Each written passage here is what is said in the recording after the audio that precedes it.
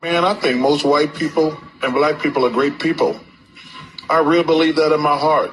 But I think our system is set up where our politicians, whether they're Republicans or Democrats, are designed to make us not like each other so they can keep their grasp of money and power. They divide and conquer. I truly believe in my heart most white people and black people are awesome people, but we're so stupid following our politicians, whether they're Republicans or Democrats. And their only job is, hey, let's make these people not like each other. We don't live in their neighborhoods. We all got money. Let's make the whites and blacks not like each other. Let's make rich people and poor people not like each other. Let's scramble the middle class. I truly believe that in my heart. All life matters. All life. Yes. Not just black children. We don't want to see nobody go through this. Amen. I don't want to see no daddy watch their kid get lynched and shot down like that. That's right, Mom. So it's all our problem. It's all our problem. So hey, let's keep fighting. Let's keep doing it and making this place a better place for all human beings. Amen. All human beings. Amen. Everybody. Amen. Love everybody. To Al Sharpton, Jesse Jackson, to Nisi Coates, to CNN, to the New York Times, to MSNBC and their anchors, to every single one of you race hustlers who have extorted black pain to line your own pockets, who have blindfolded the black youth against seeing the opportunities that lay beneath their feet here in America, in the land of the free, in the home of the brave, I say this to you. There will be a Blexit, a black exit.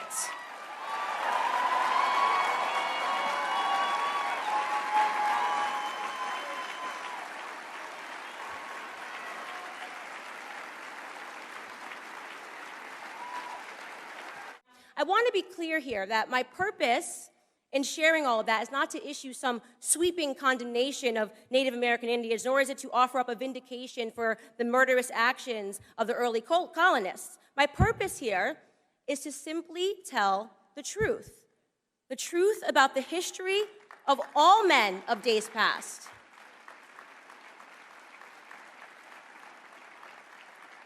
The truth about the history of all men of days past, a history that is complex, ugly, brutish, immoral, and leaves no man, regardless of his skin complexion, guiltless.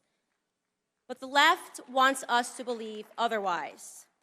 To them, imperialism, cannibalism, murder, slavery, all of these undeniably sinful acts are forgiven in a historical context so long as they were not committed by white men.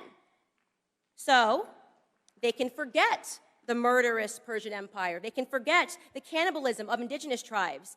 They can forget the heinous actions of imperialistic Egyptian Empire, the Turkish Empire, the Muslim Abbasid and Rashidun Caliphate empires, the Chinese Qing and Ming empires, the Mongol Empire, the Ottoman Empire, the Japanese Empire. We can forget the fact that the overwhelming majority of the world's empires were not run by white men.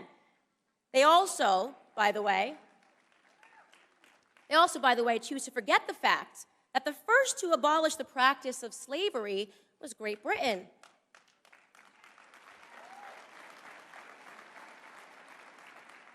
They were then followed by the French colonies, who were then followed by the United States. Centuries of slavery and 3 countries of white men led the world in ending it. No. Don't clap. You're supposed to forget it. You're supposed to forget it because leftist indoctrination teaches us today that it only really mattered. Slavery only really mattered when they did it. The white man's history needs to never, ever be forgotten. But what if we're not talking about history? What if we're talking about present? What if we're talking about today? People like Colin Kaepernick hate America right now, and that hatred is rooted in some intangible concept of the present sin of our country's mere existence.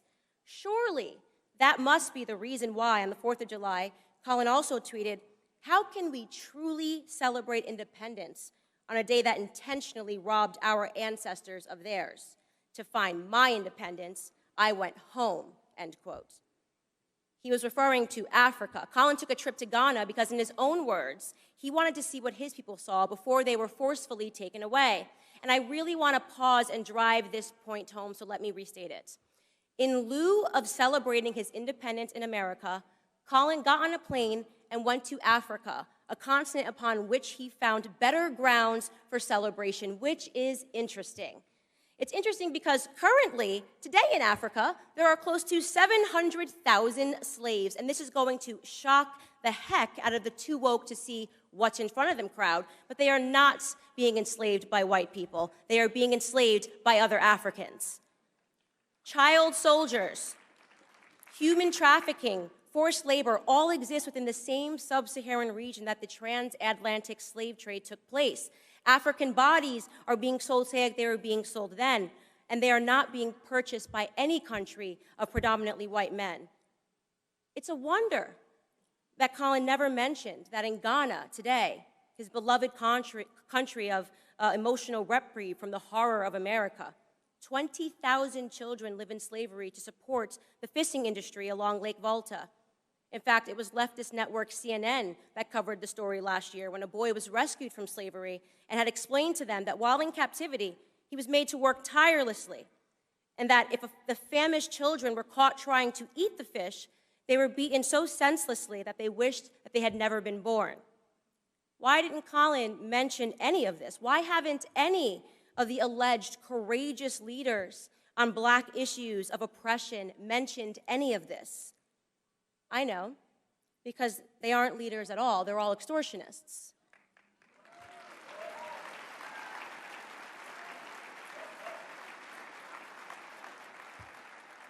Colin extorted Black America to earn millions. Colin extorted Native Americans to maintain his image, and Colin extorted Ghana for a photo op so he could continue to earn those millions.